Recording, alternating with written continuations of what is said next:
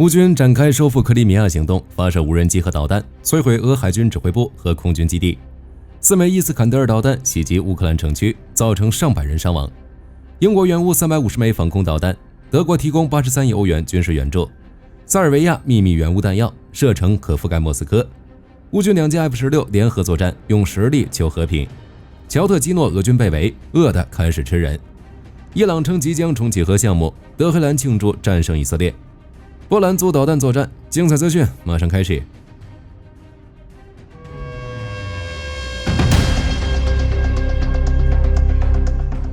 乌军收复克里米亚的行动可能开始了。据开源情报报道，昨夜乌军同时对当地的俄海军和空军基地发动了远程针对打击。首先，乌军摧毁了位于克里米亚的乔诺莫尔斯克一带，代号西班牙的俄海军特种部队指挥部。战斗发生于凌晨时分，乌军先按惯例发射了一波无人机群，以吸引和消耗俄军的防空火力，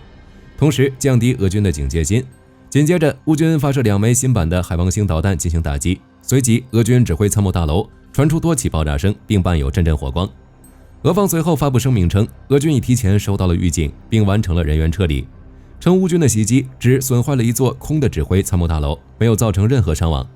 目前该说法尚未被证实，但从火灾的规模看，俄军这处基地几乎已经报废。与此同时，乌导弹和无人机群昨夜还向克里米亚的战科1空军机场进行了打击。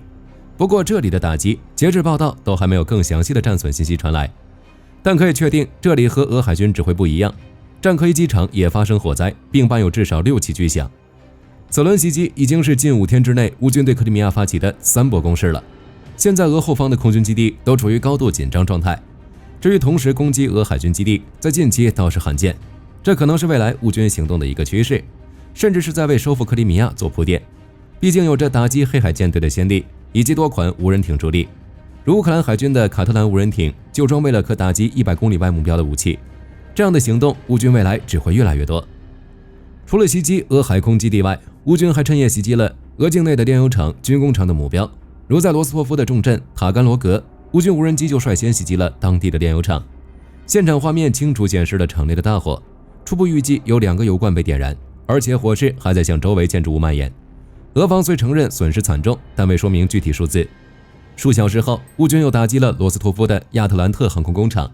该厂主要为俄军提供无人系统的相关设备，包括猎户座无人机、电子战系统以及 FPV 无人机和游荡弹药的数字集成，但如今却遭在乌军无人机群的猛烈打击下发生了爆炸。俄军则依旧发射弹道导弹袭击乌克兰城区。据诺尔报告披露，俄军发射了至少4枚伊斯坎德尔导弹，打向了乌克兰的第聂伯罗城市。随后，城中多地都响起强烈的爆炸声，其中受损伤最大的是当地火车站和工业区一带，在远处已能看见升起的白蘑菇云。更引发争议的是，俄军导弹击毁了一辆开往敖德萨的客运列车，所以当时火车还未发动，车上没有乘客。但无论如何，攻击列车行为都将会遭到极大质疑。实际上，在4月份，俄军就曾对切尔尼戈夫的一辆火车进行了打击。截至目前，俄军本轮对第聂伯罗的袭击已造成17人死亡，并有279人受伤。乌克兰的消防员正在紧急救援中。对于俄军这种惨无人道的行为，基辅方面进行了强烈谴责。泽连斯基更是在北约海牙峰会上呼吁伙伴国继续向乌提供防空系统。他表示，这对拯救乌克兰民众生命至关重要。同时，泽连斯基还称，如果没有来自一些国家的零部件，俄罗斯就无法生产弹道导弹，因此加大限制俄罗斯与其帮凶勾结十分重要。或许是见识到俄军的可恶，又或是为了响应泽连斯基的呼吁，卫报报道称，6月25日，英国宣布将向乌克兰援助350枚升级的防空导弹，所需资金来自7000万英镑被冻结的俄罗斯资产所产生的利息。这是英国首次使用与俄罗斯相关的资金购买武器。斯塔默表示，俄罗斯应该为普京的战争买单。据统计，英国今年对乌克兰军事援助总额将达45亿英镑。而在制裁上，欧盟对俄罗斯的第18轮制裁方案实现重大突破。据路透社报道，斯洛伐克外长尤拉伊·布拉纳尔表示，他们愿意支持欧盟对俄罗斯实施第18轮制裁，但条件是希望欧盟可以为斯洛伐克的能源提供保障。这其实反映出斯洛伐克对欧洲的高度依赖。耐人寻味的是，仅仅在几个小时前，匈牙利外长西亚尔多还声称和斯洛伐克一起阻止了此次制裁，但转眼匈牙利就遭到斯洛伐克的背刺。这2个亲莫斯科的欧盟国家互相之间也开始产生嫌隙。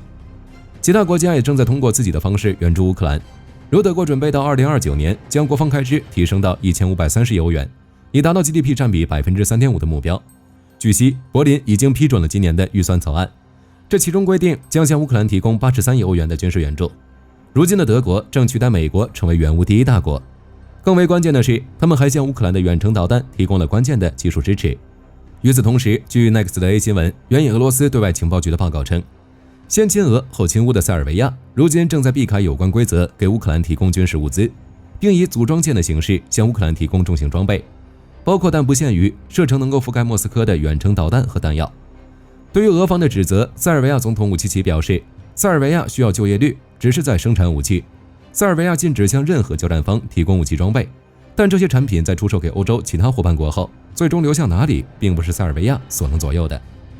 此外，据世界报报道，在北约海牙峰会期间，法国总统马克龙与泽连斯基进行了会面，双方已着手讨论扩大乌克兰空军规模，其中包括增加法国幻象2000战机的援助数量，以及投资并联合生产拦截无人机等。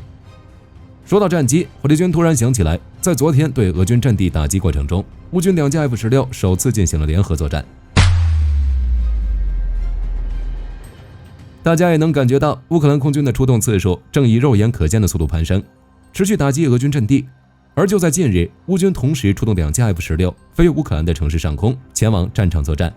虽然还无法确定他们的具体战斗地点，但2架 F-16联手打击还是十分罕见的。这应该是乌克兰首次使用2架 F-16在前线联合战斗。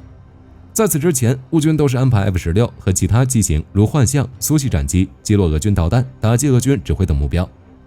曾几何时 ，F-16参战还被俄方视作一条红线，但如今 F-16的空袭已逐渐常态化，不仅多次飞入库尔斯克进行重点打击，还对前线俄军阵地进行轰炸。当然，除 F-16外，乌克兰的其他战机也没有闲着。乌总参谋部发布的报告就显示，近期乌克兰空军就多次出动米格29和苏27战机，空袭了多条俄军的后勤路线，地点从东部的顿涅茨克一直延伸到南部的扎波罗热等地。库尔斯克地区，乌军猛烈炮击了乔特基诺和格卢什科沃的俄军阵地，尤其是乔特基诺方向，驻守当地的俄军第56空中突击团和第177海军步兵团已被包围。如今乌军通过炸断所有桥梁等操作，控制了唯一的通道，不仅阻止了俄军伤员的撤离，还让俄军补给进不来。被困俄军目前陷入了补给危机中。相信大家也看到了，俄军士兵为了存活而做出极端行为的消息，实在太可怕了。俄军则在苏梅北部的安德里夫卡、奥列克西夫卡和亚布卢尼夫卡，以及东北部的尤纳基夫卡附近开展地面骚扰式的反击，企图营造大规模进攻的假象，救援被困的俄军。哈尔科夫方向，俄圣彼得堡军区第11军一部昨日向沃夫昌斯克和利普齐的乌军阵地发动了7次试探性进攻，但均被击退。库皮扬斯克方向，俄军在这里长达1年的进攻已基本失败。如今，俄军为了面子，正继续以1到3名的小队对乌军进行步兵攻击，而乌军则采用与苏梅边境相同的打法，先放俄军小股部队进来，然后利用远程炮火加无人机加雷区将其全歼，大量杀伤俄军有生力量和战争资源。西维尔斯克方向，乌军在赫里霍里夫卡打退了俄军机械化攻势，但乌方消息警告称，俄军正在被占领的西维尔斯克和利西昌斯克集结力量，随时准备发起新的攻势。赫尔松方向，乌克兰空军出动米格29，使用美国 GBU-62 精确制导炸弹摧毁了俄罗斯南部基地。乌克兰海军则使用智能弹药 MAM 击沉了第聂伯河中一艘俄军2246型红宝石巡逻艇。据乌方公布的数据显示，6月25日，俄军新增伤亡950人，被摧毁1辆坦克、6辆装甲车、58门火炮系统。值得注意的是，昨天说的俄罗斯野心，特朗普直接在25日的北约峰会上进行了肯定，并补充说，普京入侵乌克兰是错误的。可见，俄罗斯在以伊冲突对美国的指责，让我们的50全老人感到了不高兴。以伊冲突方面，在两国宣布停火后，伊朗似乎并没有停止核项目的打算，并在全国开启了战胜以色列的庆祝。据路透社报道，当地时间6月24日，伊朗方面高调表示，他们的核计划并没有停止，而且会进一步发展。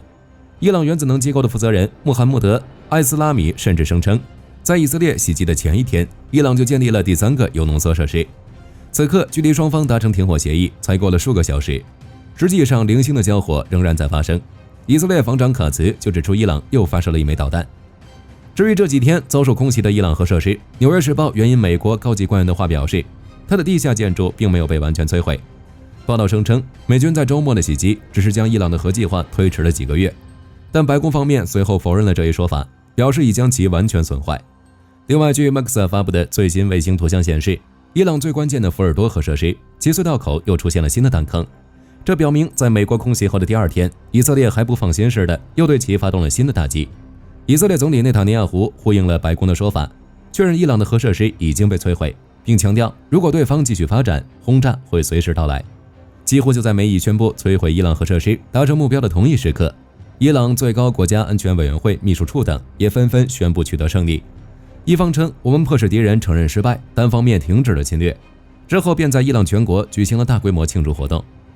只是有媒体报道说，庆祝活动是强迫式的，学生不参加会影响入学和成绩，政府雇员不参加会被解雇，巴斯基民兵更是挨家挨户通知人们参加。然后就有了传出的伊朗街头到处可见欢呼人群的照片。谁能想到前一天在以军发动空袭时，这里几乎还是一座空城，莫名的火力军想到了全球宣讲了印度。值得注意的是，伊朗为了宣传胜利，还发布了一些庆祝本次胜利但却充满侮辱性的宣传话。与之形成对比的以色列，没有举行类似的庆祝活动，更没有发布什么侮辱性海报，仅仅只有内塔尼亚胡发布了一张照片，两头雄狮并坐在一起，身上分别披着以色列国旗和巴列维时代的伊朗国旗，寓意不言自明。战机租赁不是什么新鲜事儿，但租导弹倒是少见。据国防快车报道，波兰国防部长卡梅什24日在前往北约峰会前的记者会中指出，他们已与韩国签署导弹租赁协议，将向韩国租借数量未公开的 AM9LM 响尾蛇空导弹，以强化其现役的 FA-50GF 轻型战机，补足该机目前缺乏的导弹空防能力，并作为等待 FA-50PL 装配 AM9X 的过渡方案。此外，波兰军备局近期还完成了20毫米机炮弹的采购招标，以协助 FA-50GF 全面纳编北约防空任务。据悉，波兰空军目前拥有12架早期的 FA-50GF 以及36架将陆续到货的 FA-50PL， 但波兰这款 FA-50GF 轻型战机仅能挂载 Mk82 与 GBU-12 炸弹、AGM-65 空对地导弹等形同攻击机，面对战线后方低强度或无人机的防空，只能使用20毫米机炮，因此战力尚不符可打空战的战斗机标准。若此波兰 AM9LM 导弹租借案顺利成功，则代表着该机型将具备基础空战拦截能力。有趣的是，由于波兰自 F-16CD Block 52战机开始，至新采购的 F-35A 战机都采用了最先进的 AM9X 导弹，并拥有大量库存，但 FA-50GF 却无法装备这款新型导弹，因此只能被迫降级补充战力。而新采购的 FA-50PL 虽计划可以发射 AM9X 与 AM120 导弹，但当地媒体揭露，在武器系统整合方面却因美方骑乘严当，使得目前 FA-50机队都难以具备用导弹打空战的能力。乌克兰总统泽连斯基与欧洲委员会秘书长阿兰·贝尔塞签署了关于设立特别法庭调查侵略乌克兰罪行的协议。该法庭将在欧洲委员会框架下设立，旨在追究俄罗斯高级官员对乌克兰侵略罪的责任。据军队识别网报道，美国奥斯塔公司已宣布，美国海军第19艘独立级滨海战斗舰皮耶号已完成海试，预计未来数周就能进入海军服役。据悉，皮耶号滨海战斗舰于2024年5月命名，同年8月5日下水。该舰长 127.4 米，舰宽 31.6 米，吃水 4.27 米，空重排水量约2307吨，满载排水量约3104吨。推进系统包括2部燃气涡轮机、2部柴油机、4部喷水推进器、1组可伸缩方位推进器和4部柴油发电机，使该舰在作战状态下时速超过40节，冲刺速度可达47节。在时速20节时，续航里程可达4300公里。舰上编制人员为40名，包括8名军官和32名士官兵，还可容纳至多35名特殊任务人员。配置上，皮耶号的舰载设备包括海长颈鹿 3D 对空及对面搜索雷达、桥梁大师 E 导航雷达、ANKAX2 光电及红外线感测器以及 EDO-ES3601 电子支持系统。防御系统则包括4组 SRB-OC 波条发射器和一套配备11个发射单元的海公羊导弹发射器。攻击武器包括一门 Mk10型舰炮、4挺.50口径机枪，分别位于舰首和舰尾，飞行甲板和机库则可容纳2架 MH-60RS 海鹰直升机。此次皮耶号的验收由美国海军检验与调查委员会参与，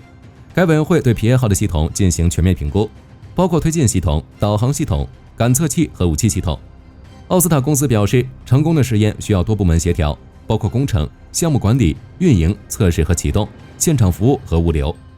此外，奥斯塔公司指出，奥斯塔公司15年来共交付19艘独立级滨海战斗舰，期间更创下1年交付3艘的纪录。皮耶号将在未来数周服役，为滨海战斗舰项目画上圆满句号。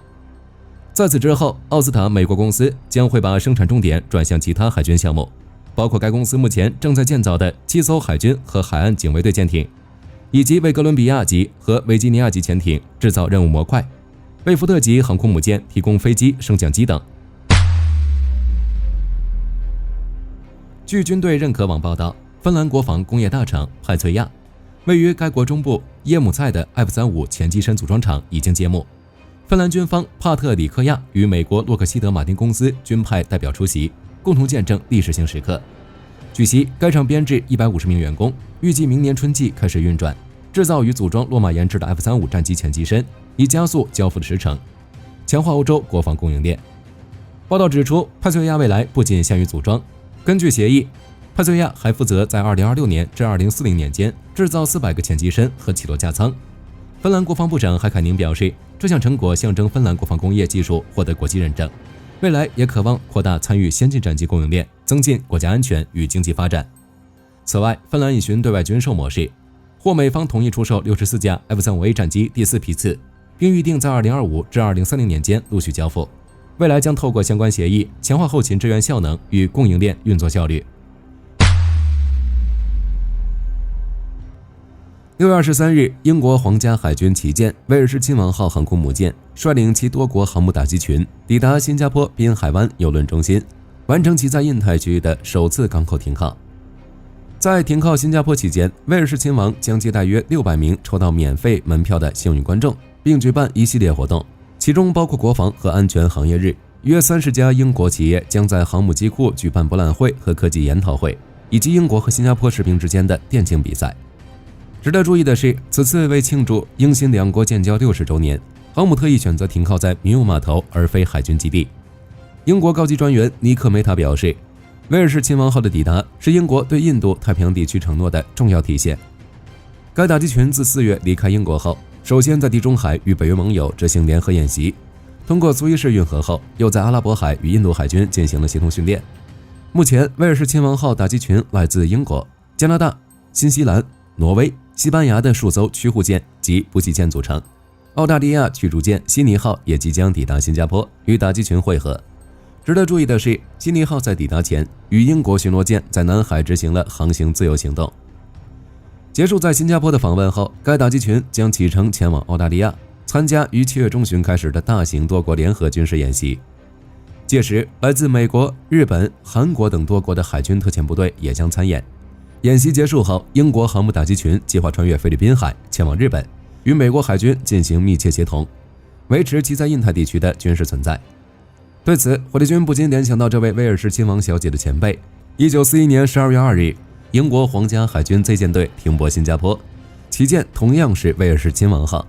8天以后 ，Z 舰队遭到日军陆上航空队的空袭，威尔士亲王不幸被鱼雷命中，沉没在如今的新加坡以北250公里处。台湾空军近日宣布，其服役超过60年、曾是防卫主力的 F-5系列战机将于7月4日在花莲基地举行正式除役典礼。典礼将以隆重的空中与地面仪式纪念 F-5的历史贡献，届时将有5架 F-5战机编队进行低空冲场，完成最后的告别巡礼。F-5落地后还将接受水门礼的致敬。F-5系列战机自1965年起在台湾服役，并于1973年通过安虎专案在台合作生产，总数超过300架。一度是全球最大的使用方。在1970至1990年代，该机型曾是台湾防空的中坚力量。此次除役可以说标志着一个时代的结束。